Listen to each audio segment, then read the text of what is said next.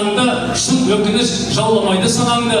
Аналардың бары тапырын идірген, ана ұрпағыңды сүйдірген, Алла өзі жаратқанда ананы пенделердің жерге басын идірген. Ұзақ өмір жасай берсін аналар, аналарын қадірлесін балалар, шаңыраққа шаттық нұрын сыйлаған, аман болсын ақ жаулықты аналар деп аналарға бір ду болып шағалап қошеметтеп қояйық.